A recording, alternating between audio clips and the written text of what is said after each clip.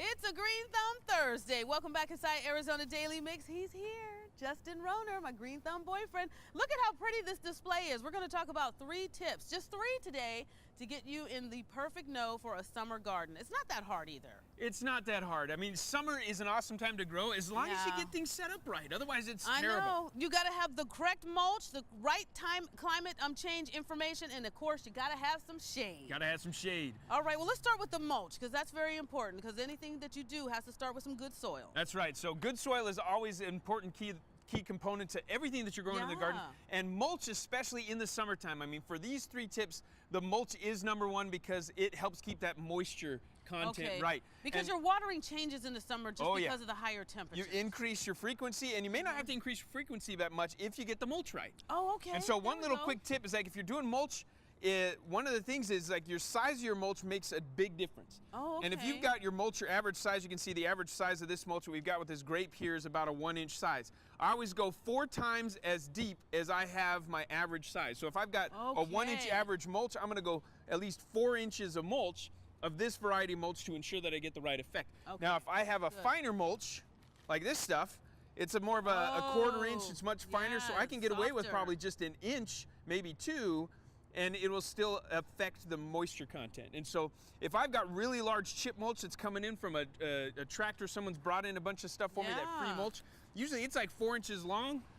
And so you're gonna need like 16 inches of that in order to have the right effect. So just be careful with the mulch you get. It's all based on the depth and how those things can stick together in order for it to hold the moisture. And it sounds tricky, but once you get it down, it's like a science. You get it down, it becomes repetitive, and then you don't even think about it. But those are just the key things that you need to remember because it all starts with your soil, your mulch, and your dirt, or else you won't have, plants that look like this.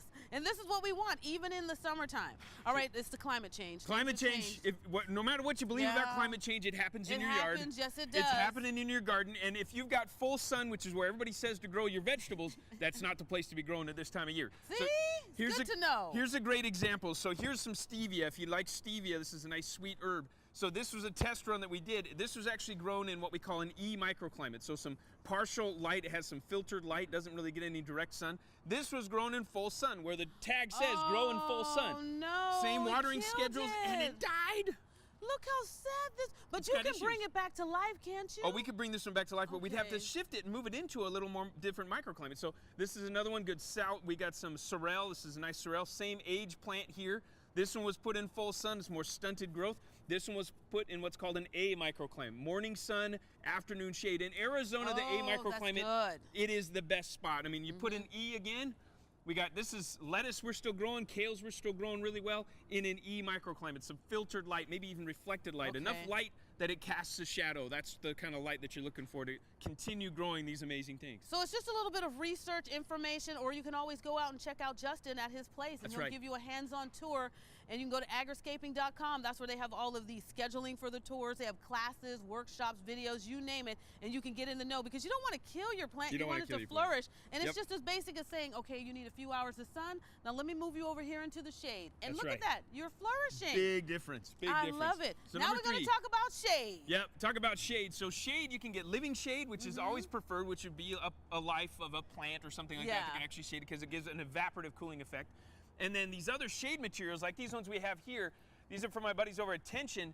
They have a lot of different colors, but they also, you can see that it's very thick. So it's got the density of this is about 80 to 90% shade. Oh, good. And that's really high shade. That's great for people, but not as good for plants. But if you're gonna go this deep, you're gonna go with a color that's likely lighter or yellow or even red. If you like a lot of green, red shade actually produces greener plants. Ooh, yellow, that's good to know. These lighter colors, this is one of my favorite ones, is the taupe color. So even if it's a high density shade material, if it's lighter color. The lighter colors, especially the yellows, they then transmit a different color of light that helps support the leaf growth of your plants. Now, an umbrella might not be the best option. Okay, but this is just to give you an example so you'll know. So now you're in the know. Agriscaping.com is the website to go to.